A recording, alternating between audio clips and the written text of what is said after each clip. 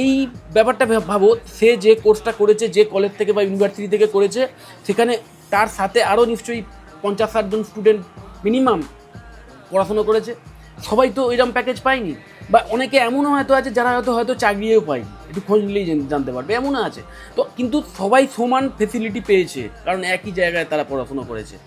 কিন্তু ওই যেটা বললাম যে সেই স্টুডেন্টই কাজে লাগে। তো সেটাই আমি বলবো যে তোমরাও যারা অ্যাডমিশান নেবে, যারা অ্যাডমিশান নিতে চলেছো, তাদেরও মেন্টালিটিটা এরকমই রাখা উচিত যে ওই মানে পাস্ট প্লেসমেন্টের হার কত, বা কতজন প্লেসমেন্ট পেয়েছে, কত পার্সেন্টেজ পেয়েছে, এবং হায়ার প্যাকেজ কত, এই সব জেনে কোনো লাভ নেই। কারণ তোমার জন্য একটাই চাকরি দরকার, তোমার তো একটাই চাকরি লাগবে। এবং তোমার এরম মেন্টালিটি নিয়েই পড়াশোনা করতে হবে যে কলেজে বা ইউনিভার্সিটিতে যদি একটাও প্লেসমেন্ট কেউ পায়, সেটা যেন আমি পাই। সেই রকম মেন্টালিটি নিয়ে পড়াশোনা করতে হবে, সেরকমভাবে শিখতে হবে। এবং মাথায় রাখবে যে কলেজের যে প্লেসমেন্ট সেল, সেখানে যদি নাও পাও, আর তুমি যদি নিজের